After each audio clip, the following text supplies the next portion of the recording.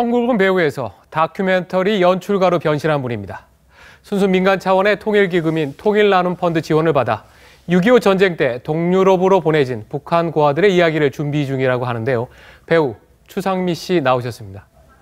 안녕하세요. 안녕하세요. 네, 반갑습니다. 제가 지금 얼핏 또 소개를 할 때 다큐멘터리 연출가라고 소개를 해야 됐는데 네. 배우라고 이렇게 또 소개를 했는데 그만큼 배우로서의 이미지가 강한데 네. 어떻게 지내셨습니까? 제가 한 20년 동안 배우로 활동을 하다가 네. 2009년도에 대학원에 진학해서 영화 예. 연출을 전공하게 되면서 배우에서 감독으로 살짝 직업을 전향했어요. 예. 예, 그래서 이제 2편의 단편 영화를 만들고 장편 극영화를 준비하고 있었습니다. 아하. 네. 그래서 이렇게 스크린에서 좀 볼 수가 없었던 거군요. 네, 네. 맞습니다. 그런데 이번에 보면은 저는 사실 6.25 전쟁과 또 북한의 전쟁 고아와 관련된 다큐멘터리를 지금 추상미 감독이 네. 만든다 그래서 깜짝 놀랐는데 네. 어떤 계기로 이런 일을 벌이게 됐습니까? 네, 제가 장편 영화의 소재를 찾고 있었거든요. 그런데 방송 여기자 출신의 이제 폴란드의 한 아티스트가 예. 북한 고아들의 그 역사적인 실화를 소재로 네. 다큐멘터리와 실화 소설을 쓴 이제 작품들을 접하게 됐어요. 예. 근데 거기서 어떤 큰 감동을 받았죠. 그래서 어허. 이거를 이제 장편 극영화로 개발을 하자.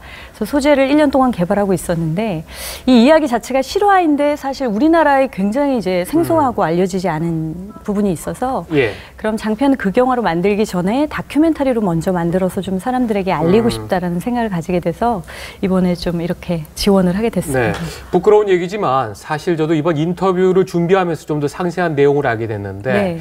6.25 전쟁이 끝난 후에 네. 북한이 당시 사회주의 동맹국, 폴란드라든가 체코 이런 나라에 거의 10,000명 가까이 전쟁 고아들을 보냈더라고요. 네네. 그러니까 6.25 전쟁 직후에 남한의 고아들은 네. 보통 이제 미국이나 선진국으로 많이 해외 입양을 보냈잖아요. 예. 그런데 북한 고아들은 당시에 사회주의 동맹국이었던 러시아, 헝가리, 체코, 폴란드, 불가리아 이런 나라들로 예.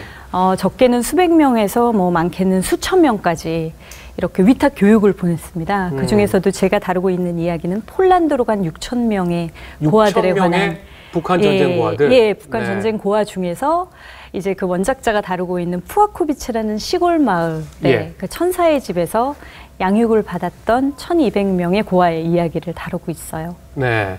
그런데 보면은 폴란드에서 특별히 그 북한의 전쟁 고아들을 당시 폴란드도 사정이 넉넉치 않았는데 폴란드의 그 교사들이 정말 지극정성으로 네. 북한의 전쟁 고아들을 돌봤다고요? 네네네. 당시에 이제 폴란드가 사실 2차 대전을 가장 참혹하게 겪은 나라죠. 폴란드에 그렇죠. 아우슈비츠가 있었기 그래서 때문에. 우리나라하고 항상 비교가 많이 됐죠. 예, 역사적인 어떤 환경이 굉장히 비슷하고요. 네. 그리고 아우슈비츠가 있어서 이제 유대인이 300만 명이나 학살이 됐고 네. 독일이 이제 그 2차 대전 말미에 패전을 하면서 또 바로 소련이 침공을 해서 식민지가 되잖아요. 네. 예, 그래서 어떻게 강압적으로 사회주의 체제로 전환하게 되는데 이것들을 겪으면서 이제 본인들이 고아이거나 예. 아니면 전쟁 중에서 가족을 잃거나 이런 아주 가난한 교사들이 북한 아이들을 맡아서 이제 예. 양육하게 되는 그런 이야기예요. 그래서 폴란드가 마치 전쟁 고아들도 치유했듯이 네. 우리도 이제 통일이 되면 북한에 있는 저 많은 또 북한 주민들 특히 또 어린이들을 또 치유도 하고 해야 되는데 그렇죠. 그런 거하고도 조금 좀 연결을 시키려고 하시는 것 같아요. 네, 맞습니다. 제가 이 이야기에 굉장히 매료가 되었던 것은 그 진짜 피 한 방울 섞이지 않은 폴란드 교사들이 이념을 초월해서 네. 정말 상처라는 연결고리가 있어요. 예. 이 아이들과 폴란드 교사들 사이에는 전쟁의 그 참상을 온몸으로 겪어낸 그 폴란드 교사들이 아이들을 그렇게 사랑했던 이야기를 통해서 네. 어떤 우리가 어떻게 북한을 통일한국에서 이제 품어야 하는지. 예.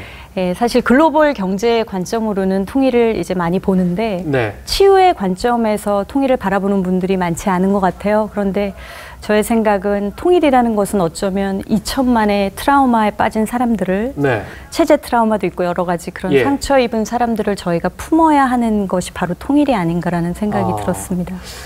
이렇게 유명했던 여배우가 어쨌든 북한과 통일 문제에 관심을 갖게 된 것 자체가 상당히 고무적이고 지금 인터뷰를 하면서 약간 저는 감동을 받고 있는데 네. 이번에 이제 통일기금, 민간통일기금이죠. 네. 이 통일과 나눔 펀드에 지원을 받으려고 하는 경쟁이 아주 치열했는데 네. 준비를 아주 열심히 하신 모양이에요. 딱 22개 개인하고 기관이 뽑혔는데 거기에 600대, 선정됐어요. 600대 22. 600대. 네.